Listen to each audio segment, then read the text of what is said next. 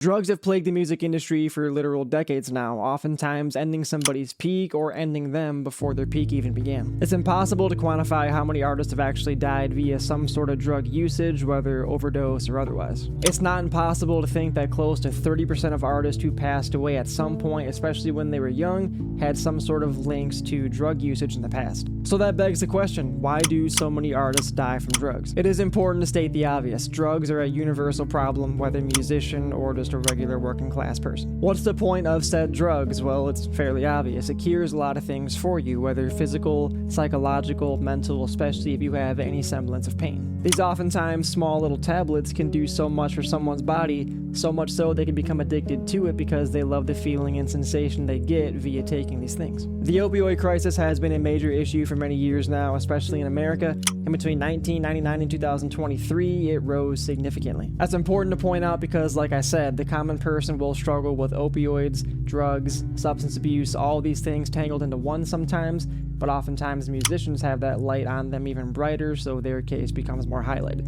One of the first reasons you'll hear about an artist dying from drugs is the lifestyle. The lifestyle for an artist, as you can imagine, is very hectic. From traveling to performing, having those late nights, sometimes those early mornings, it's not a lifestyle meant for everybody. Bon Scott, the original frontman for AC/DC, is an unfortunate example of exactly that. Bon Scott was a big-time partier, and he loved the lifestyle that music provided, and on one fateful night he overdid it, and it cost him his life. To go with the lifestyle that artists have to live, the financial pressure they might have to face throughout their career, the scrutiny they get from fans and friends and otherwise, having certain deadlines they have to meet, there's a lot of things that artists have to go through in order to maintain their status in the music industry. Sometimes taking these drugs in their mind is a good way to escape all the outside noise. To go with having that lifestyle, of course, you need a lot of sleep to go with it, and because of that, a lot of artists have relied on uppers and downers throughout the years. Uppers to help them go up, downers to help them settle down and try to go to sleep. Uppers can be anything from Adderall, Ritalin, some illicit drugs like cocaine and methamphetamine. Downers can be anything from Valium, Xanax, Ativan, and more. A lot of artists form addictions these ways because they want to get up for a performance, but they want to get down for some sleep afterwards, so in turn that addiction forms over time. Some artists, you can have all the fame and money in the world, but to them, the mental health issue is the biggest hurdle, oftentimes being depression. Chester Bennington, Kurt Cobain, Chris Cornell, just to name a few. Oftentimes, those that suffer in silence will look to some sort of drug to help minimize the pain. A lot of these guys that went through these mental obstacles would oftentimes take drugs for that exact reason. Being hooked on drugs and hoping to mask the pain you're going through is already bad enough. Mixing alcohol with it oftentimes will be anyone's death wish. So many talented artists have fallen victim due to mixing alcohol with drugs while also having even more drugs in their system. Mac Miller is an example. Mac Miller reportedly had fentanyl, alcohol, and cocaine all in the system when he passed away in 2018. The fentanyl was indeed counterfeit, which is already a major risk by itself. Counterfeit drugs can especially cost you your life because oftentimes you don't even realize that it's laced with something or it's not something it was promised.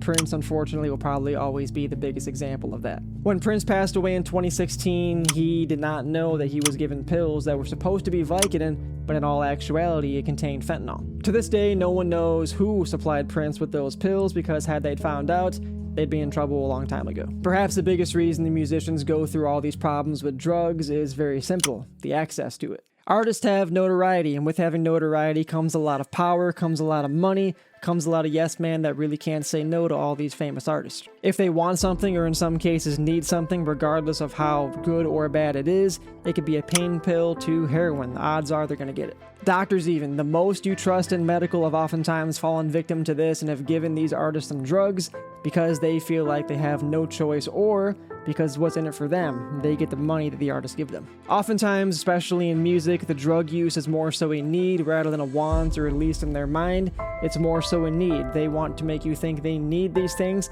Oftentimes they do, but then it gets abused. Artists are people, just like you and me, but them having the access to all these drugs, having the funds to pay for these drugs, oftentimes has spelled an early demise for a lot of these legends. Lifestyle, access, mental anguish, pressure, that's oftentimes the big reason or reasonings as to why so many legends in this beautiful industry have had their caskets shut way too soon. An example of an artist who had a lot of bad drug problems throughout his life is Elvis Presley.